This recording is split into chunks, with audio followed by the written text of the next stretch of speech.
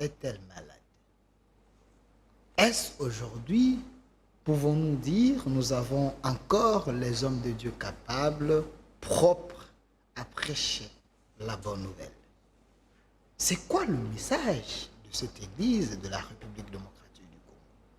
Est-ce Dieu là où il est? Il a la honte des serviteurs de la République démocratique du Congo?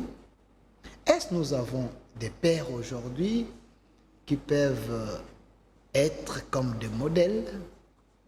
Est-ce la génération montante aujourd'hui fait mieux que les pères? Pouvons-nous confirmer que le diable a infiltré l'Église? Aujourd'hui, à la séparation, au lieu qu'il y ait l'amour, le diable a dominé, a créé la division. Qui sont ceux-là qui peuvent porter le message? Un message qui peut réunifier tout le monde, un message d'amour, un message de Dieu dans cette Église. Le dimanche passé, j'étais avec l'archevêque supérieur de Dokamba, de la nouvelle communauté Cure. Il avait enseigné la parole.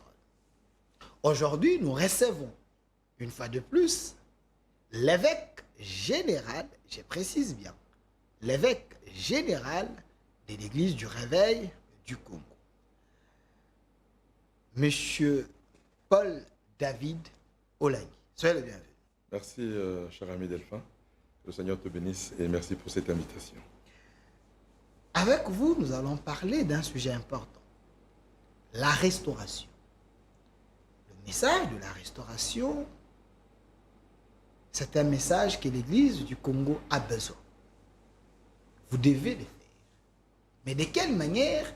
C'est dans cette émission, vous allez tenter à expliquer les gens que vous suivent. On est en direct sur Canal+, dans plusieurs bouquets, dans toutes les provinces. Et en Afrique, on vous suit en direct. Monsieur Paul David Olangi, être évêque général de l'Église du Réveil du Congo, est-ce un fardeau pour vous? Premièrement, d'abord, nous rendons grâce à Dieu, qui est le maître de temps et des circonstances, et qui a permis cette élévation à ma modeste personne de devenir évêque général de l'Église du Réveil. Première des choses, quand on a eu un appel, un mandat authentique, ce n'est plus un fardeau, mais ça devient quelque chose, un plaisir de cette tâche que Dieu nous donne. Un serviteur de Dieu, ce n'est pas un fardeau qu'on porte. Parce que c'est un mandat divin qui vient de la part de Dieu. Donc ça nous donne la paix, ça nous donne la joie et l'amour de servir Dieu et de servir les hommes. Donc si on a réellement un appel authentique, on aura l'amour de Dieu et on aura l'amour des hommes. Qui dit amour de Dieu, c'est-à-dire faire la volonté de Dieu, dire faire plaisir à Dieu.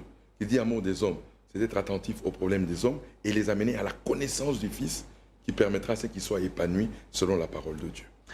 Évêque général David Paul Olangi, je ne veux pas vous amener dans les débats, mais c'est quand même important.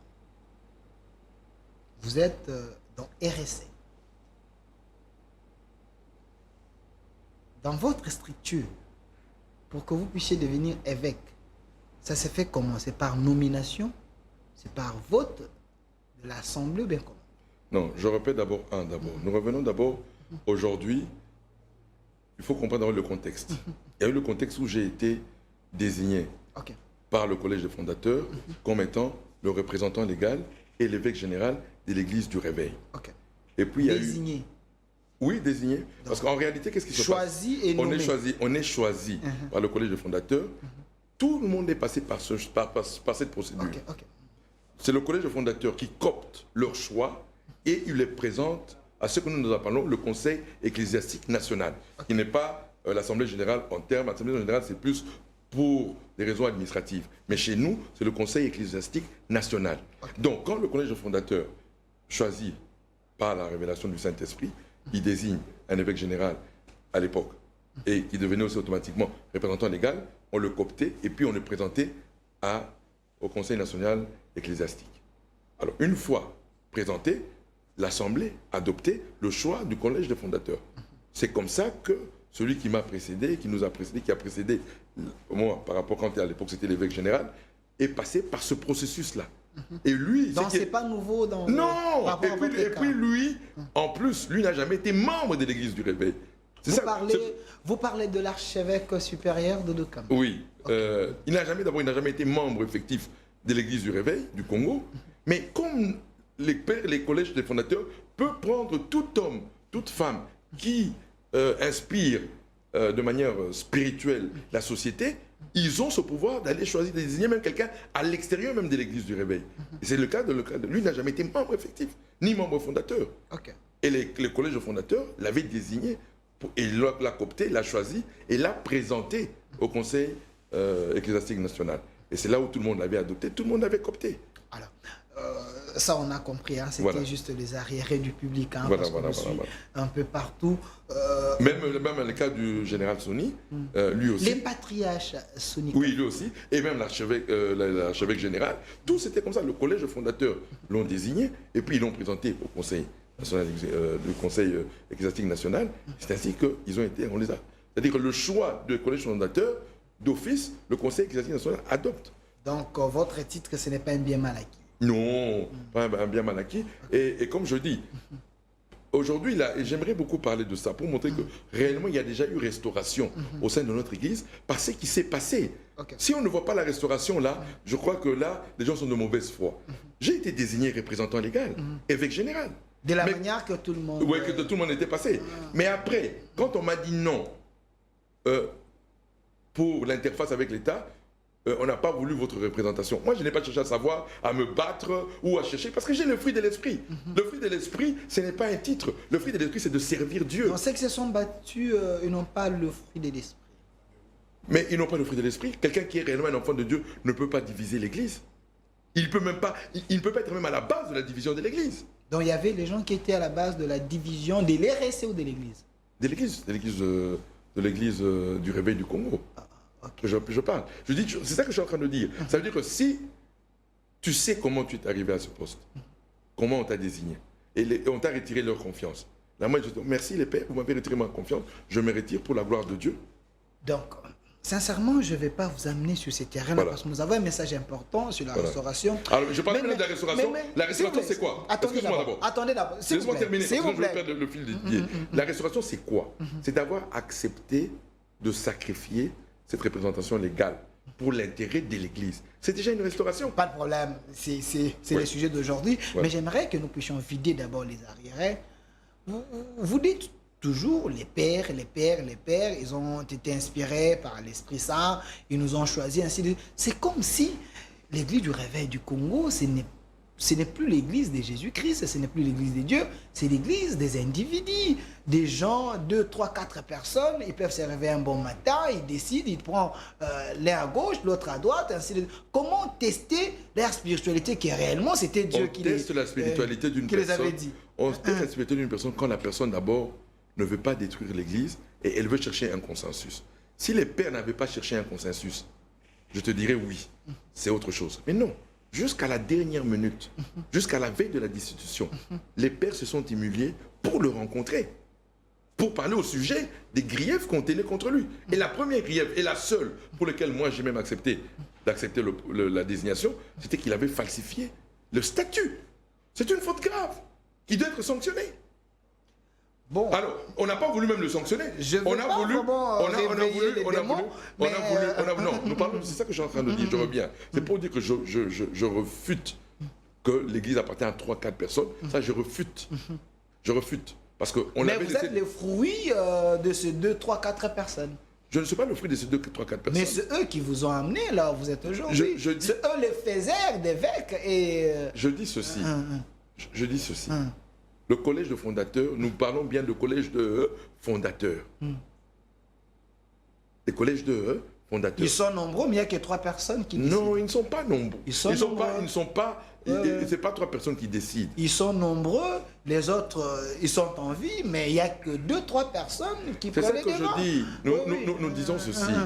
Nous sommes arrivés là. Il faut toujours revenir toujours à la genèse du problème. La genèse du problème, c'est qu'il y a eu, nous n'allons pas revenir sur le passé. Mais c'est important. Oui, c'est important. Voilà. Parce que vous commencez la Parce mission. qu'aujourd'hui, quelle est la mission? Et même vous avez vu, vous avez entendu l'archevêque président Ejiba, qui est aujourd'hui le seul représentant légal de notre institution, qui nous représente tous, c'est l'archevêque président Ejiba Yamampia. Vous avez entendu son discours.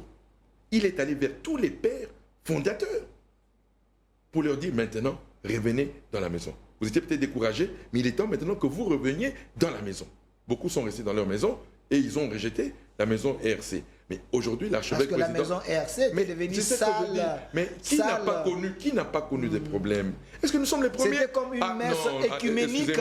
Il y avait tout. Excusez-moi. Il y avait rien de Jésus là-bas. Les CC, à l'époque... Il y a les poisons qui circulaient, les gens de mauvaise foi. Mais ça, est-ce que c'est la panachée de l'église du réveil du Congo? Il semble. C'est la panachée de cette église du Congo? Quelle est cette église qui n'a pas connu de problème? Les crises, c'est normal dans une église. Depuis que les églises existent, il y a toujours eu des crises. Nous, on n'est pas les premiers. L'église catholique a connu ses crises. L'ECC a connu ses crises. À un moment donné, vous vous souviendrez, à l'époque, à l'église catholique, entre le président de la Senko et le cardinal à l'époque, Monseigneur Monsengo, et le patron de la Senko. Non, c'était celui de Cholet. Non, le président de la Senko. Outembi. Non, avant Outembi. Okay. C'était Monseigneur... j'ai oublié son nom, il est de chez moi, du Sankourou. C'est lui qui était le président de la Senko. À l'époque, ils ont eu des problèmes avec Monsengo. Mais pour autant, on va me dire que les églises, aucune église n'a connu des problèmes. Il peut y avoir des problèmes. Mais au moins, si nous reflétons le Saint-Esprit, si nous reflétons la connaissance que nous donnons aux hommes, la connaissance du Christ, dans une société où Christ est au centre, il peut y avoir des incompréhensions, mais la finalité, ce sera le pardon et la concorde. La finalité, le pardon et la concorde. Hier, j'ai vu l'RSC a rassemblé plusieurs personnes. Il y avait un peu du monde dans l'église de l'archevêque général. L'archevêque général Kankenza. J'ai vu, il y avait des gens, mais mes équipes que j'avais envoyées, l'organisation n'était pas bonne. Mais du moins, les choses s'étaient passées de la manière que les gens ont vu. Mais le vieux est revenu sur l'histoire de Doudou Kamba, ainsi de suite. Pourquoi toujours les noms de Doudou Kamba? L'homme vous gêne jusqu'aujourd'hui? Parce qu'il fallait, il fallait passer. Parce que Doudou Kamba a déjà tourné la page. Vous revenez sur lui. Non. C'était la première... C'est comme ça un acharnement contre l'homme. Je crois que c'était même la dernière fois. Parce que c'était la première plénière où nous avons rassemblé tous les serviteurs de Dieu de l'ERC. Est-ce que c'était important de citer les noms de Doudou Kamba plus que les noms de Jésus? Non, mais Jésus a été élevé. Jésus a été glorifié. Plus que le nom de Jésus, Doudou Kamba a été cité plusieurs fois. Non, il n'a pas été cité tout. Non, moi j'ai pris la parole, je n'ai pas cité son nom. Moi j'ai élevé Jésus, j'ai élevé la RDC. Comment je veux dire, l'archevêque président, il a parlé de la vision que Dieu lui a donnée pour la conduite de l'Église. Donc il n'y a eu que l'archevêque qui voulait mettre la mise au point. Et c'était nécessaire pour un nouveau départ. Il devait démontrer que ce n'est pas lui qui récupère la chose, comme ça avait été dit. Et qu'au contraire, il va se soumettre au leadership de l'archevêque président, le représentant légal, notre papa, Ejiba Yamampia. Donc, c'était une mise au point qui était normale, parce que c'était la première sortie officielle de la nouvelle équipe dirigeante de l'RC. C'était normal qu'on remette les compteurs à zéro, qu'on explique ce qui s'est passé, et qu'on dise maintenant, voilà ce qui se passe maintenant. Voilà l'église du réveil aujourd'hui, elle est dirigée. Parce que la finalité, c'était quoi? Aujourd'hui, l'église du réveil est dirigée par l'archevêque président Ejiba Yamampia, qui est aussi le représentant légal. Un homme très calme, très humble, oui. Mais j'essaie un peu de fouiner. Il semble que c'est un lion qui peut à tout moment mordre, monsieur Ejiba Yamampia. J'essaie un peu de fouiner. Et ce n'est pas quelqu'un qu'on peut balloter à tout moment. Il semble que vous êtes victime de ces pères. Donc on vous utilise à un moment. Si on vous suce un peu du jus, on peut vous jeter à n'importe quel moment. Moi, de toute façon, le problème, c'est quoi? C'est ça que j'ai entendu. Non, il ne faut pas suivre la rue. Toi, tu es un journaliste qui a une compétence. Qui a une compétence. On vous manipule. Qui a une compétence. On manipule celui qui n'a pas une vision, qui n'a pas un appel. Mais être sage ne veut pas dire qu'on te manipule. Okay. Moi, aujourd'hui, les tâches qu'on me donne, les tâches que l'archevêque président me donne, aujourd'hui, je les ferai pour la gloire de mon Seigneur et pour la bonne marche de notre Église. Donc, qui dit réellement celui qui a un appel, une des qualités que le Saint-Esprit donne, c'est l'obéissance, la soumission à la hiérarchie établie. Ok. Quelqu'un qui n'a pas ça n'est pas digne d'être appelé un envoyé de Dieu. Donc, aujourd'hui, moi, tout ce que Dieu me donne, c'est pour la gloire de son œuvre. Ok. Moi, aujourd'hui, là, donner de l'argent pour l'œuvre, je ne compte pas, parce que ce n'est pas pour les hommes que je le fais, mais je le fais pour mon Dieu. Et l'Église représente mon Dieu. Donc, si je peux investir mon argent dans l'Église, où est le problème ou le mal? Donc vous n'êtes pas un bon pion choisi par les pères pour Non. essayer un Vous peu savez, aujourd'hui, de là, réveiller cette vous pouvez demander la question. On connaît un envoyé par ce qu'il dit de celui qui l'a envoyé. Moi, je reste constant dans mon appel. Je reste constant dans mon mandat. Et je sais pourquoi Dieu m'a envoyé dans l'église du réveil. Et si aujourd'hui Dieu a voulu que j'accompagne le président, l'archevêque président, le représentant légal, gloire à Dieu, je m'incline et je me soumets à la volonté de Dieu. Merci, nous avons vraiment trop de choses à dire avec vous. Je précise que la personne qui est ici, il s'appelle David Paul Olangui, c'est le fils biologique du couple Olangui. Il est jusqu'aujourd'hui, à moins que je me trompe, ministère du combat... Ministère chrétien du combat spirituel. Combat spirituel. Quand j'ai annoncé que j'allais vous recevoir, c'est vrai, le sujet d'aujourd'hui, c'est la restauration. Mais quand même, il faut vider les arrières, parce que vous avez tellement les gens un peu partout dans le monde. Mais les gens se posent des questions très questionnantes. Monsieur David Paul Olangui, vous êtes vice-président dans la fondation, oui. Dans la fondation, c'est votre frère qui est le président, mon frère. Qui est le président. Est-ce que ça ne poserait pas un problème entre ce que vous êtes aujourd'hui, évêque général, et ce que vous faites dans votre ministère? Est-ce qu'il n'y aura pas... Non, nous sommes un ministère. Le ministère n'est pas une église. Il faut comprendre très bien. Les gens n'ont jamais compris. Ce n'est pas l'église de Maman Olangui. Maman Olangui n'a jamais fondé une église. C'est un ministère qui rassemble tous ceux qui auront rencontré Jésus-Christ, quelles que soient leurs églises, qui viennent se spécialiser dans une révélation qui a été donnée à Maman Olangui, qui est le message de la délivrance, le message du combat spirituel, dans laquelle le sous-bassement est Christ. Jésus-Christ étant la pierre angulaire, la fondation de la délivrance et de ce combat spirituel. Donc, c'est pour dire quoi? Il n'y a pas opposition, il n'y a pas comment je peux dire, des problèmes entre... il n'y a pas de problème, non. C'est-à-dire que mon frère, il est président de la fondation. Moi, j'exerce mon ministère déjà au sein du ministère chrétien du combat spirituel. Il n'y a pas le conflit d'intérêts. Est-ce que vous avez la bénédiction de votre ministère? Est-ce que tout le monde est d'accord? Parce que mon sacre a été fait chez nous, à la 7e rue. Est-ce que ce n'était pas une imposition? Est-ce que tout le monde est d'accord de ce que vous êtes devenu aujourd'hui? Est-ce que les gens vous accompagnent? Ah oui. Vous sentez l'amour de gens de... Mais tout le monde, partout là où je passe... Partout là où je parle, là je reviens de Bounia. J'étais chez nous au ministère, il fallait voir l'accueil que j'ai reçu à Bounia. J'étais à Kisangani, le ministère entier est venu me prendre, me chercher à l'aéroport. Donc il n'y a que de l'amour. Vous savez, le bien de mes parents, c'était des hommes qui appartenaient au corps du Christ, avant même leur ministère. Donc c'est pour dire que nous avons été éduqués, enseignés à être dans le corps du Christ. Ma mère a soutenu des ministères. Ma mère a soutenu, même les gens qui m'ont combattu aujourd'hui, ils ont reçu de l'argent de mes parents. Donc c'est pour dire que nous avons été élevés dans le corps du Christ, dans l'amour du prochain, dans l'amour des catholiques, dans l'amour des protestants, dans l'amour des pentecôtistes charismatiques, dans l'amour des messianiques, dans l'amour des indépendants. Nous avons été éduqués, enseignés par nos parents dans ça. Et mes parents ont financé tout. Ma mère est rentrée une fois à l'autre, elle a financé la reconstruction de l'école où elle avait étudié, l'école catholique, qui était dans un état d'énervement. Elle a financé pour sa reconstruction. C'est pour dire que nous sommes des hommes qui appartiennent à Jésus-Christ. Et qui dit à Jésus-Christ, il n'y a pas de différent si aujourd'hui j'occupe le poste d'évêque. Alors, avant de parler de la restauration dans cette église, hein, du réveil, le message et tout ce qui va avec, mais j'aimerais m'approcher un peu, vous poser cette question. J'aimerais que vous puissiez répondre avec votre cœur. Si la question est difficile, ne répondez pas, c'est votre droit. Vous êtes évêque général de l'église du réveil du Congo. Avant vous, c'était aujourd'hui l'archevêque supérieur de Dokamba. Il a créé sa nouvelle communauté, Cure. Un homme de bonne foi que vous êtes, est-ce que vous l'avez appelé pour l'encourager? Non, je n'ai pas... Vous gardez une dent contre lui? Ah non, tu m'as reçu à plusieurs reprises ici. Je n'ai jamais injurié quelqu'un. Je n'ai jamais dit des médisances contre quelqu'un. Moi, je parle des faits. Et en aucun cas, il est mon ennemi, il est mon frère, il restera mon frère. Je n'ai rien contre lui. Il reste prophète, il reste serviteur de notre Père céleste, donc envoyé de Jésus-Christ. Donc, il a ce mandat que personne ne peut l'enlever. Parce que c'est Dieu qui lui a donné ce mandat. Est-ce que vous l'avez appelé pour le féliciter parce que...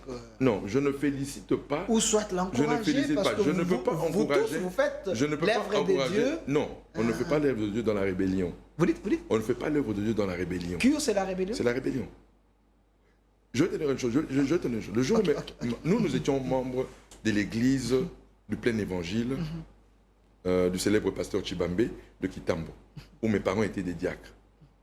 Quand le Seigneur leur donne le mandat de leur ministère, ils sont allés voir Papa Chibambe et Maman Chibambe, que je salue au passage, Maman Hortense, qui était à l'époque de la Deuxième République, non seulement servant de Dieu, mais elle était ministre de l'économie. Et mes parents sont allés leur voir pour leur expliquer la nouvelle vision que Dieu leur avait donnée, et ils voulaient leur bénédiction. Et Papa et Maman Chibambe ont prié pour les parents. Et ils ont commencé leur ministère. Et en aucun cas, Maman Olangui et Papa Olangui ont commencé le ministère. Maman avait dit, je ne prendrai personne de l'église du plein évangile pour commencer mon ministère.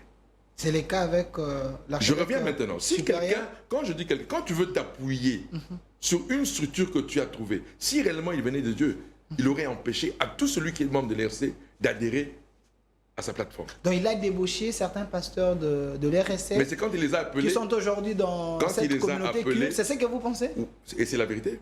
Parce que quand il a appelé tout le monde, quand il les a convoqués pour l'Assemblée Générale, finalement, qui n'a pas pu faire l'Assemblée Générale, finalement, il leur a parlé de son niveau, sa nouvelle pensée.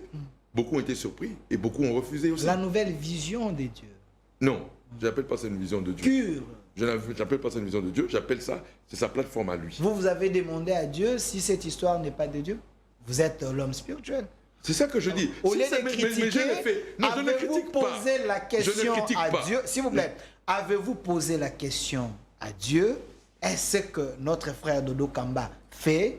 Est-ce qu'il est dans ta volonté ou pas? Au lieu de répondre d'une manière charnelle. Je n'en parle pas. Quelque chose qui est de la volonté. Première chose, il serait venu voir l'archevêque président Ejibaya Mampia, notre représentant légal, pour lui dire, à partir d'aujourd'hui, je ne fais plus partie de membre de l'RC. Voilà ce que le Seigneur m'a dit, d'aller faire une plateforme. Peut-être qu'elle avait vu les patriarches Sony, peut-être qu'elle avait vu d'autres personnes. Il n'y a pas que Ejiba, il n'y a pas que M. Kakenza, il n'y a pas que Mokula. Il ne faut pas réduire l'appel des gens par deux, trois personnes. Il exerçait son autorité dans une institution, RC, aujourd'hui qui est dirigée par son représentant légal, son archevêque président.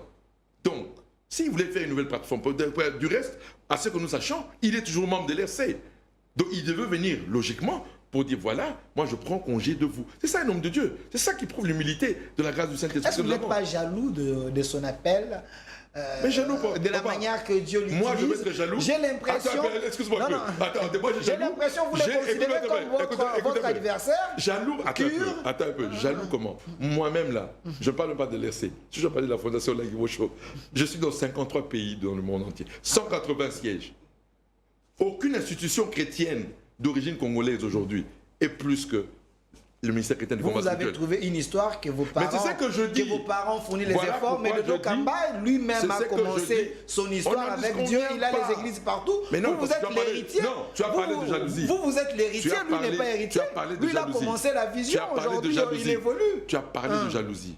Papa, tu as parlé de jalousie. En moi, il n'y a point de jalousie. La preuve, je n'ai jamais dit des mots incorrects ou injuriés. Moi, on m'a injurié. On m'a critiqué. Tu m'as vu répondre? Jamais de la vie. Ah non, non. Car je n'ai jamais été élevé pour injurier les gens. Jamais. Surtout quelqu'un qui a un appel. Okay. Je n'ai pas mis l'appel du prophète en cause. Mais je parle de ce qu'il a créé là. Cure. C'est quoi le nom? Cure. Voilà. Il aurait dû venir voir l'archevêque président pour dire, je prends congé de l'RC. Le Seigneur m'a appelé à une autre histoire. Je m'en vais, je laisse tout.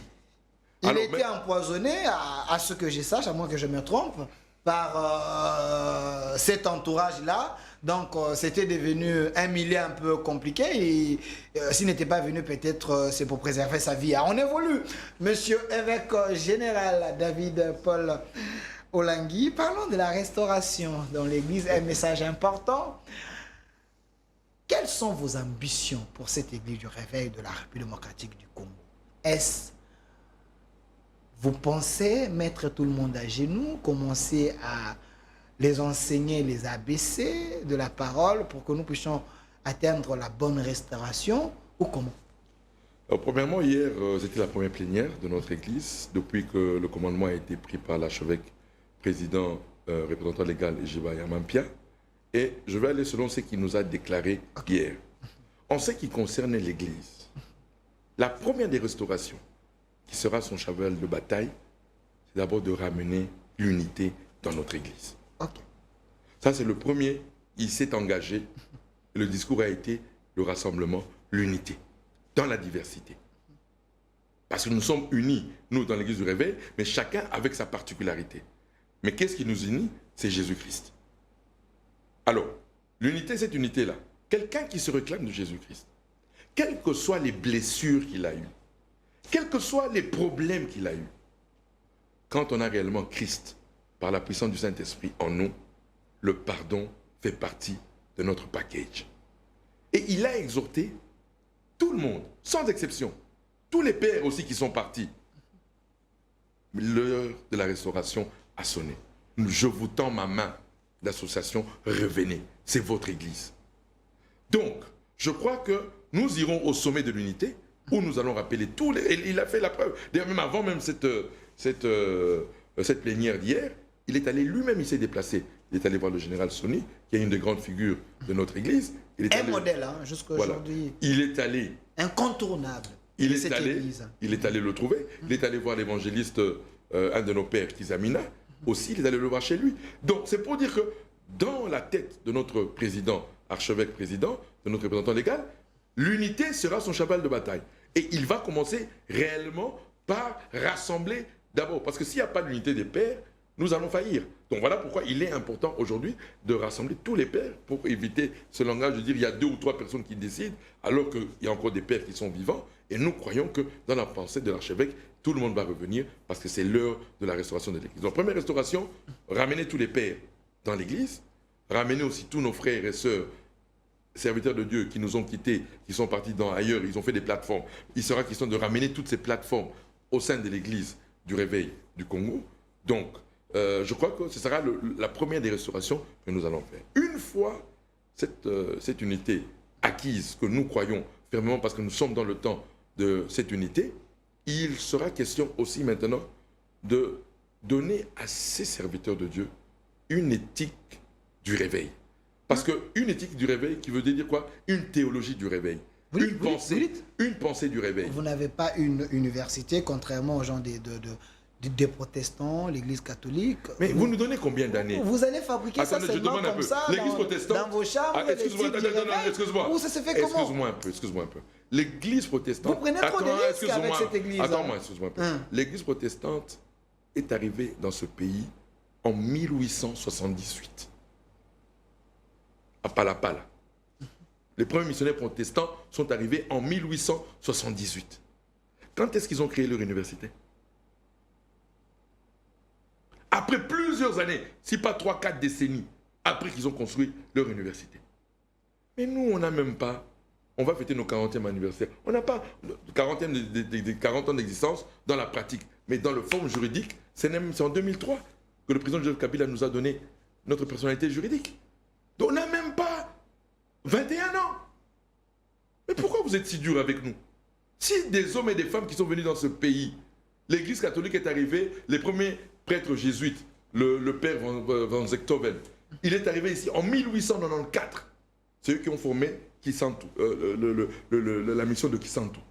Les premières sœurs religieuses sont arrivées en 1894 avec la sœur Ignace de la Croix.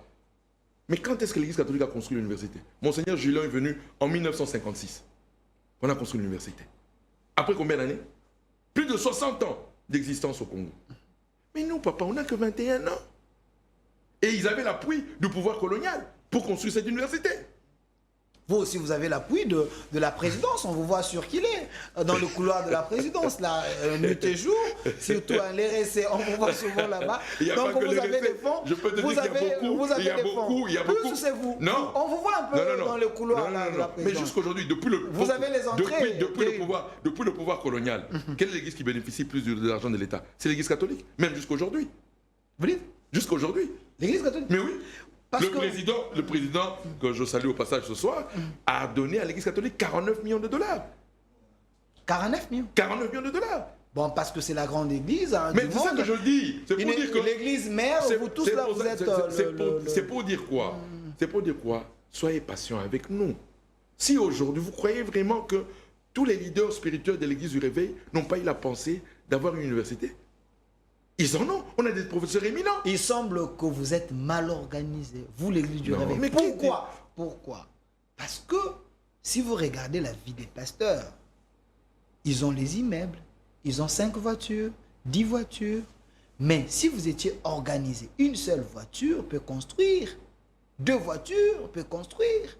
Mais donc, si vous étiez organisé, vous pouvez construire aussi l'université où vous pouvez enseigner la parole de Dieu pour que vous ayez votre idéologie. L'université sera construite. Je veux d'abord une chose d'abord. Tu sais que tu dois comprendre une chose.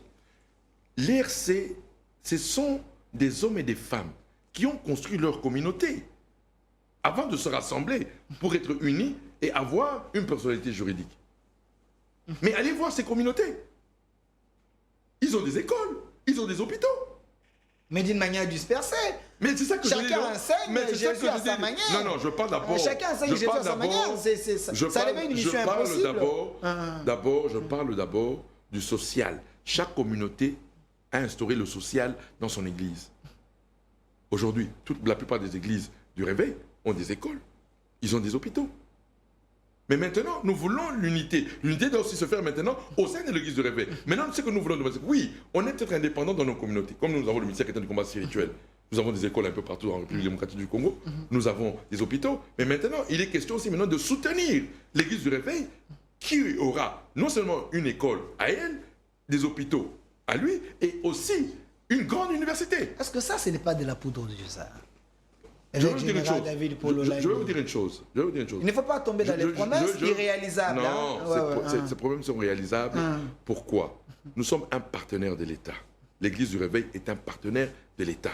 Qui dit partenaire de l'État, aujourd'hui, et je suis tellement convaincu de cela, avec l'archevêque président, le représentant légal, ce sera du sérieux. Parce qu'il est lui-même un homme sérieux qui comprend les choses. Et je suis convaincu que l'État pourra lui faire confiance. Je répète, aujourd'hui, là, nous avons des projets. L'État congolais a des projets. Il a donné les 145... Par exemple, PDL 145 les 145 territoires. Et je dis, la plus grande erreur a été de ne pas associer les églises. Parce que les églises travaillent dans ces territoires depuis des années. C'est l'église. Ce sont les églises qui ont des écoles dans ces territoires. C'est l'église qui ont des hôpitaux dans ces territoires. L'État était quasiment inexistant dans ces territoires. C'est grâce à l'église, tout tournait autour des églises, qu'elles soient catholiques, protestantes, pentecôtiques, charismatiques, dans ces territoires-là. Ce sont les églises qui donnaient le tempo économique, le tempo social de ces territoires. Donc la sagesse aurait été de donner cet argent non pas au PNUD, mais de donner aux églises. Nous sommes en retard aujourd'hui, on a donné cet argent au PNUD. Pourquoi on n'a pas donné à l'église catholique? Pourquoi on n'a pas donné à l'église protestante? Pourquoi on n'a pas donné aux églises pentecôtistes charismatiques, à l'église du réveil? Peut-être parce que vous n'êtes pas sérieux. Mais non, on a des preuves. Sans l'argent de l'État, sans l'argent de l'État, nous avons construit des écoles dans ces territoires. Allez dans tous ces territoires-là. Ce sont des écoles catholiques, des écoles protestantes ou des écoles pentecôtistes. Vous disputez matin, midi, soir pour des postes. Vous voulez que l'État vous considère? Mais c'est ça que je dis. S'il y avait du ciel, on ne se dispute pas pour des postes. Je répète, il est parti parce qu'il a falsifié les textes. C'est pas le poste. Mais il est là. Mais qui l'a mis là? Mais ce sont les mêmes pères là. Mais pourquoi aujourd'hui, quand il a enlevé leur nom du statut, il ne faut pas qu'on change de sujet. Alors, parce que si aujourd'hui, d'abord lui-même, il est tellement... Ils ne veulent pas reconnaître d'abord la bêtise qu'ils ont commise. Je ne veux pas que vous puissiez revenir sur l'homme. Il n'est pas là, ce n'est pas son émission. Toi, tu remets tout ça. Moi, je te dis ceci. Aujourd'hui, avec l'archevêque président, le représentant légal et sa nouvelle équipe, nous sommes réellement les partenaires où l'État pourra nous faire confiance et injecter cet argent réellement dans le social, dans l'humanitaire et dans l'éducatif. Monsieur David Paul Olangui, évêque général de l'Église du Réveil du Congo, apparemment vous êtes ambitieux, mais vous ne pouvez rien faire s'il n'y a pas un message clé dans cette Église. C'est quoi le message qui va pousser les autres à une restauration vraie? Quel d'abord a été le message de l'Église du Réveil? Nous revenons, si on doit prendre l'histoire de l'Église du Réveil, elle commence en 1921. Parce que l'Église du Réveil, ce n'est pas la forme juridique de l'Église du Réveil. Non, la forme juridique, c'était en 2003. Mais c'est dans l'esprit. Okay. Elle commence en 1921 avec Papa Simon Kimba, qui est le premier prophète que nous pouvons dire de l'Église du Réveil. Il a amené un réveil, une nouvelle dimension de l'Évangile. C'est-à-dire quoi? L'Évangile s'arrêtait à la théorie. Jésus est mort et il est ressuscité. Et quel a été l'impact de l'Église du Réveil? Nous avons dit que cette mort et cette résurrection ne se limitent pas il y a 2000 ans à Jérusalem, mais que cette mort et cette résurrection avaient des effets dans la vie des hommes. Et le premier effet que la mort et la résurrection de Jésus a donné aux hommes, c'est la présence du Saint-Esprit dans la vie des hommes. Donc nous avons cru à la manifestation de la puissance du Saint-Esprit grâce à la mort et à la résurrection de Jésus-Christ. Et quel aurait été l'impact de cette présence du Saint-Esprit? La transformation de l'homme. L'homme animal, pécheur, serait transformé par la connaissance de la mort et la résurrection de Jésus-Christ, et il vivrait cette transformation par la présence du Saint-Esprit qui a été permis grâce à la mort et à la résurrection du Seigneur. Et voilà le message charismatique, le message pentecôtiste, le message du réveil. Donc nous avons amené l'évangile, une vie dans la vie de l'homme. C'est nous les premiers à avoir dit que Jésus peut guérir. Jésus peut faire marcher les paralytiques. Pas seulement ça. Ça, c'est avec Papa Simon qui a commencé avec ça. Mais nous avons amené aussi une autre dimension. Que la nature de Dieu, par la mort et la résurrection de Jésus-Christ, à travers la puissance du Saint-Esprit, transforme la vie des hommes. Des hommes animaux qui avaient 5 femmes, 10 femmes. Nous avons été la première église, l'église du Réveil, à dénoncer. Et nous avons vu le changement dans la vie des hommes. La corruption des hommes. Nous avons changé ces hommes impudiques, ces hommes adultères, ces femmes qui acceptaient des 3e bureaux, des 4e bureaux, que lorsque l'église du Réveil est arrivée, on nous appelait des Binzambi à l'époque. Nous étions dans des groupes de prière, avec des tam-tams, avec des bancs en bois. Mais il y avait la puissance du Saint-Esprit qui changeait la vie des hommes. C'est ça le message du Réveil. Nous avons changé des femmes. À l'époque de Mobutu, il y avait des hommes qui avaient 4 femmes, 5 femmes. Pourquoi nous avons eu des problèmes avec les généraux à l'époque de la Deuxième République? Parce que toutes ces 3e, 4e femmes-là, quand ils ont entendu le message du Réveil, ils ont dit non, non, non, ce n'est pas mon mari. Je le laisse avec sa première femme. Je pars. Ils ont laissé, et même les biens que ces hommes leur donnaient. C'est ça le message du Réveil. Nous avons béni la RDC. L'église du Réveil a béni la RDC. Parce que nous avons changé l'homme de l'intérieur. C'est l'église Amemalam qui est venue après. Les gens qui avaient des fétiches dans leur maison pour devenir des commissaires d'État, pour devenir des commissaires politiques, pour devenir des membres du comité central. Comme Papa Moussa Dinaba est sorti, ils sont venus apporter leurs fétiches. Nous avons changé le Congo. Alors que beaucoup étaient dans les fétiches, mais ils étaient dans ces églises traditionnelles. Mais nous avons amené la vie. Alors, c'est ça le fondement de notre église. C'est ça qui a fait que tous ces hommes et ces femmes des églises de réveil ont eu une renommée. J'aurais aimé que vous quittiez les passés. Apparemment, vous êtes un peu passéiste. Parlons d'aujourd'hui. Mais nous parlons, attends un peu. Je reviens. Nous, c'est comme si Jésus, votre Jésus est mort. Aujourd'hui, cette église existe. Mais c'est ça que nous parlons. Il y a trop de problèmes, trop de mots dans cette église. Mais pourquoi l'archevêque président a parlé de restauration? Mais c'est ça. La restauration, c'est ça.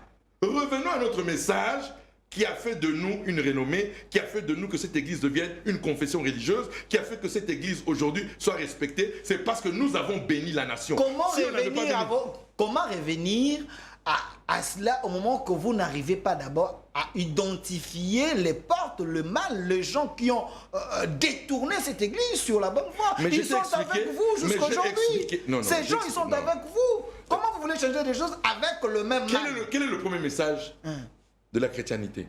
Nous sommes à la croix, au moment le plus difficile du Christ, où il traverse le moment le plus pénible de sa vie. Mais quelle est la parole qui bouleverse l'humanité?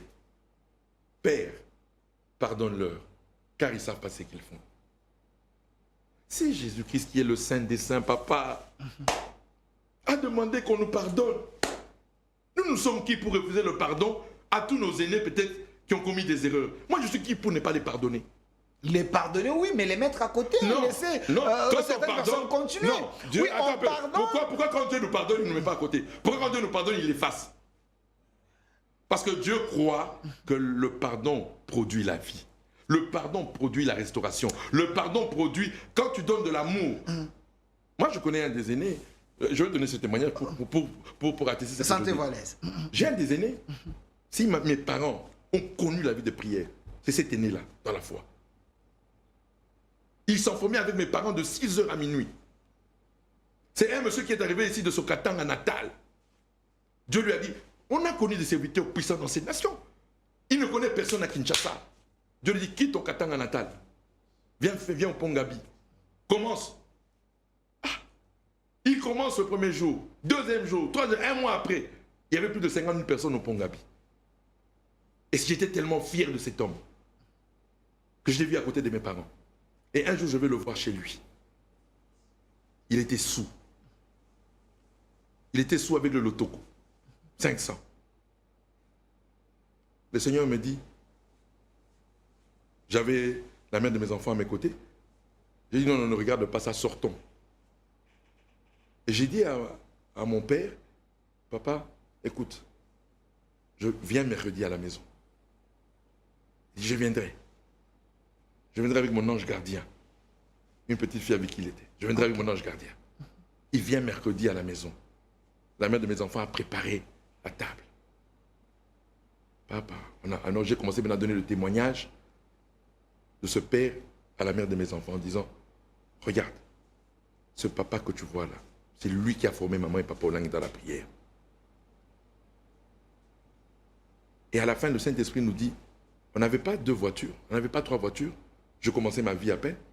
Je n'avais qu'une voiture. Le Saint-Esprit me dit, couvre sa nudité. Donne-lui ta voiture. Dans cet état où il pue l'alcool,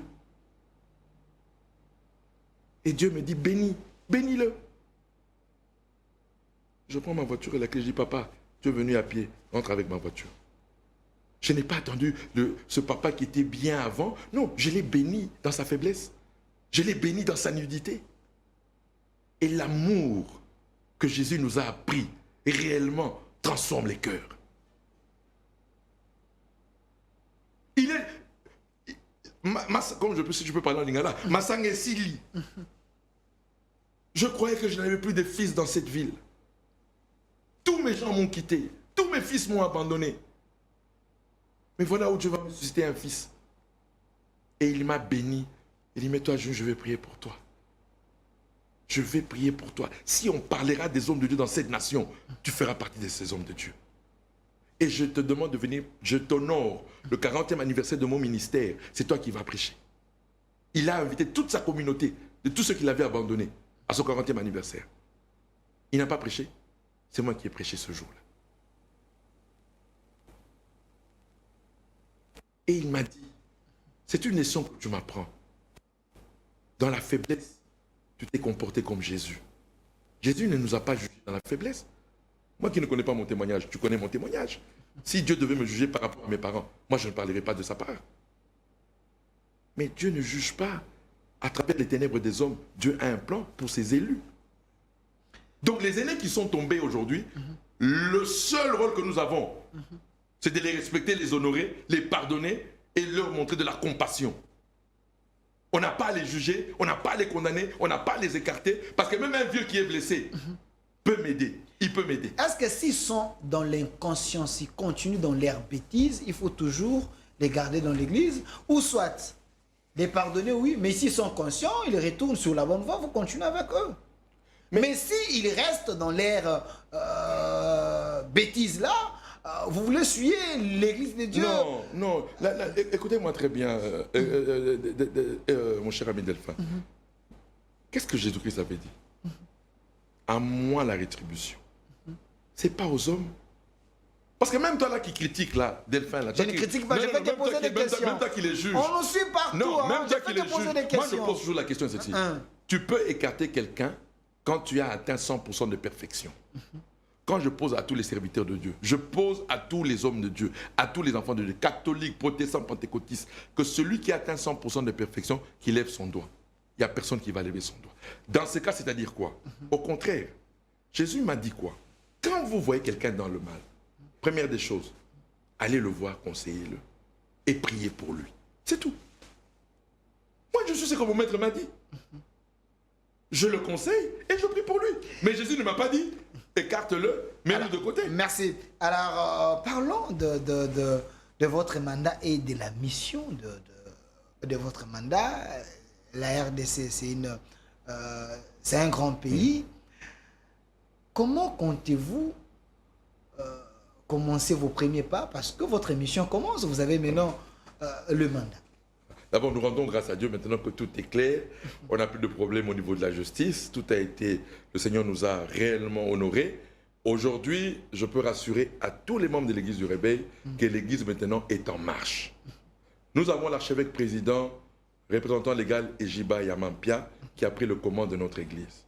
Sous son bâton de commandement, nous allons accomplir des tâches, chacun selon les tâches qui lui sont conférées. Pour ma part, on m'a donné l'exécutif, la coordination de l'exécutif. Première des choses, l'Église est là pour répandre Christ, pour répandre sa grâce. Je vais vraiment m'y atteler à ce que réellement il y ait un renouveau spirituel, un réveil spirituel, notamment à ramener nos serviteurs à aimer l'Évangile, à aimer Jésus-Christ, à le servir sans intérêt, que le fondement redevienne l'amour, comme au début de notre Église. Aujourd'hui, nous avons 3 fondements de notre Église, l'intérêt, la peur et la contrainte. Mais il est temps maintenant de prêcher l'amour, qui est le seul fondement de notre engagement, parce que c'est Dieu qui nous a aimés le premier par Jésus-Christ. En retour, nous avons accepté le service par amour et reconnaissance. Donc, nous allons nous atteler dans toute la République démocratique du Congo, dans toutes les 26 provinces, à aller prêcher l'Évangile, à aller redonner de l'espérance à nos membres, aux églises membres, aux serviteurs, pour leur dire, maintenant, il y a un nouveau leadership qui sera attentif avec vous. Ça, c'est la première des choses, c'est-à-dire ramener d'abord la spiritualité, ramener l'amour de la prière, l'amour de la parole. Et vous allez voir que c'est ça le fondement. Parce qu'une fois que l'amour de la parole, de la vraie connaissance revient, mais Dieu nous bénit d'abord de sa nature. On va revoir maintenant réellement la vie réelle de Dieu parmi les serviteurs de Dieu. Et deuxième chose, aussi, nous allons nous attaquer aussi maintenant au social de nos pasteurs. Il est temps qu'on s'attaque... Le social de pasteurs? Oui, au social de pasteurs, oui. Okay. C'est-à-dire qu'il y aura un dynamisme... Les pasteurs, ils sont en train de vous suivre? Oui, oui, oui. Le social? Le social. Ce sera un cheval de bataille. Comment vous comptez faire? Première des choses, d'abord, l'archevêque a initié déjà, l'archevêque président a initié déjà le recensement de tous les membres de l'RC. Une fois que tous les membres de l'RC seront, dans toute la République démocratique du Congo, seront identifiés, en ce moment-là, nous passerons dans le cas social, nous passerons à la deuxième phase, qui sera maintenant soit délimitualisé, ce qui est aujourd'hui le pays, grâce à la politique du chef de l'État. Aujourd'hui, il y a beaucoup plus des sociétés d'assurance qui peuvent travailler avec les églises. Il y a une ouverture parce qu'il n'y a plus cette contrainte qui était donnée à ces sociétés d'assurance. Il y a quand même un allègement. Et aujourd'hui, il y a plusieurs qui sont là, qui veulent travailler avec l'Église. Donc, je crois qu'on va en terminer avec des problèmes lorsqu'on a des enterrements, lorsque les enfants sont malades. Je crois que l'Église du Réveil, avec le leadership de l'archevêque président, nous allons vraiment nous y atteler pour ramener le social. Et troisième chose aussi, c'est le travail. Vous savez, on nous avait beaucoup critiqué que nous aimons garder les gens dans nos églises de 6h à minuit. Vous priez beaucoup. Voilà. Alors, vous rendez des gens des fainéants. Voilà. Alors que l'archevêque président et nous-mêmes, son équipe, nous avons dit ceci. D'après la parole, Dieu bénit le travail de nos mains. Donc ce n'est pas la prière. C'est Dieu qui bénit le travail de nos mains. Donc il faut inciter nos membres au travail. Ok. Voilà pourquoi il y aura beaucoup de partenariats avec des structures, des PME, des structures qui organisent le travail. Et je crois que nous allons maintenant amener nos membres à comprendre qu'il faut travailler pour manger. Alors, celui qui ne travaille pas ne mange pas, tel que la parole de Dieu le dit. Ok, celui qui ne travaille pas ne mange pas. Même Pierre travaillait. Jésus avait pris au milieu de son travail. Oui. Alors, évêque général de l'Église du Réveil du Congo, on me fait signe, il nous reste combien de minutes? Voilà, 3 minutes, on va chuter avec vous. Mais hier, vous avez fait une prière pour la nation. Mais j'aimerais savoir, est-ce que ce n'est pas des trous? Est-ce que vous ne dérangez pas Dieu? Vous, l'église du réveil, vous faites trop de prières, trop de rassemblements, trop. Apparemment, rien ne change. Le M23 continue toujours à se remplir. Donc, c'est comme si votre Dieu ne vous écoute pas. J'aime bien notre Seigneur. Pourquoi? Il n'a jamais donné à un homme son calendrier. C'est ça la grâce de Dieu. Mais qu'est-ce qu'il me dit en plus? Voilà pourquoi il m'a dit, quand vous n'avez pas mon calendrier, qu'est-ce qu'il m'a dit? Priez sans cesse. Ok. Parce que moi, je ne connais pas le calendrier de Dieu. Mais c'est que je sais, celui qui lui fait confiance, il n'est jamais resté confus. C'est ça qui nous prouve que... Et je peux rassurer que cette guerre de l'Est, c'est pour le règne de Jésus-Christ en RDC. Vous dites? La guerre de l'Est, là. On tue des Congolais? Pourquoi? La guerre fait partie d'un des moyens de Dieu pour établir son règne. Parce que quand il démontre sa puissance à travers une guerre, Dieu m'a dit ceci. Ok. Dieu. Oui. Ok. Quand je lisais la parole, j'ai lu les victoires d'Israël sur leurs ennemis avant Jésus-Christ. Je prends 2 guerres. La première guerre, c'est quand ils veulent entrer en Jéricho. Le mur de Jéricho n'est pas tombé parce que les gens ont tiré des balles. Le mur de Jéricho est tombé parce que les gens ont adoré Dieu, ont loué Dieu. Et la muraille est tombée. Et ils ont gagné par l'adoration et la louange. Je prends le roi Josaphat. Le roi Josaphat qui parle à Dieu et Dieu lui dit dans cette affaire, c'est moi. Vous n'aurez pas à combattre, mais c'est moi qui combattrai pour vous. Si ces miracles-là, où Dieu lui-même est descendu pour donner la victoire à Israël, se sont passés avant la mort et la résurrection de Jésus-Christ, il y a une nation choisie sur cette terre qui vivra ce genre de miracle. Parce que la mort et la résurrection de Jésus-Christ est le plus grand miracle que Dieu ait donné à l'homme. Donc la RDC, cette guerre de l'Est-là, et je le dis aujourd'hui à celui qui m'entend par ton émission, c'est Dieu qui mettra fin miraculeusement à cette guerre. À l'époque, il y avait des prophètes. Avant que les gens aillent se battre, on les consultait. Est-ce vous êtes si aveugle que vous êtes incapable de donner les orientations à notre armée que vous allez vaincre? Non, parce que ça s'est fait dans la Bible. Oui, ça mais c'est ça que je dis. C'est comme si vous êtes impuissant. Non, on n'est pas impuissant. Nous prions et nous donnons. Aujourd'hui, là, il y a des serviteurs de Dieu. Vous êtes des personnes impuissantes, voulais-je dire. Il y a des serviteurs sérieux qui ont dit des paroles à ce gouvernement et qui ont été des paroles vraies. Comme partout, là où il y a le vrai, il y a le faux. Et celui qui marchande, moi déjà, quelqu'un qui marchande la prophétie, c'est faux. Il y a des pasteurs avec des drapeaux dans l'église. Oui. Je parle au nom de la nation. Dieu m'a dit, mais jusqu'à aujourd'hui, on ne voit rien. Non, ce n'est pas qu'on ne voit rien. Oui, vous êtes évêque général. Il faut mettre de l'ordre. Non, l'ordre, moi, je ne peux pas interdire. Il y a trop de marchands dans l'église. Je ne peux pas interdire trop de commerçants dans votre église. C'est Dieu qui fera lui-même la sélection. Tu sais, au moment en Israël, il y avait beaucoup de faux prophètes qui sont apparus. Avant que Jérémie n'apparaisse. Avant qu'Ézéchiel n'apparaisse à son temps, parce que chaque prophète apparaissait à son temps, il y avait tous des faux prophètes. Quand vous regardez tous ces livres au début, Dieu a quelque chose contre sa sacrificature. Ce n'est pas d'aujourd'hui. Mais quand Dieu maintenant établit la vérité, personne ne va contrer la vérité.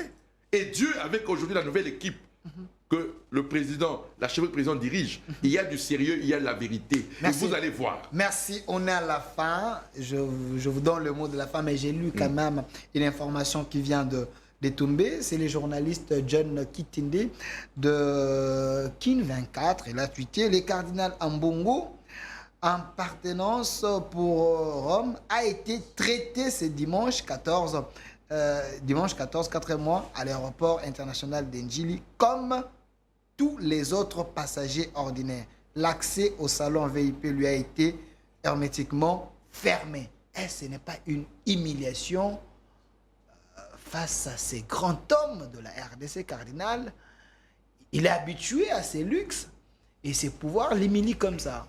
C'est pas le pouvoir, non. Écoutez, il faut pas... Non, mais c'est que j'ai vu les gens de l'église catholique pour dire qu'on l'a humilié. Je reviens à ceci. Si ça s'est fait, le président n'est pas dans cette histoire.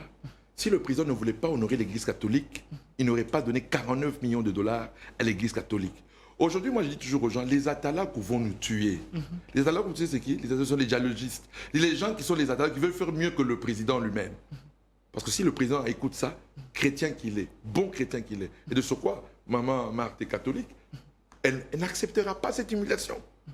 Donc, je contexte cela, ce sont des gens qui veulent prendre du zèle pour nuire. Et moi, je dis, ça ne fera pas du bien. Et moi, en tant que serviteur de Dieu, je ne voudrais jamais qu'un serviteur de Dieu soit humilié. Merci. Je vous ai posé la question comme l'homme de l'Église, parce que le cardinal, il est également l'homme de l'Église. J'ai dit un grand merci à l'équipe qui m'a accompagné. La thématique d'aujourd'hui, c'était la restauration. Merci d'avoir répondu aux questions très questionnantes du public. Et aussi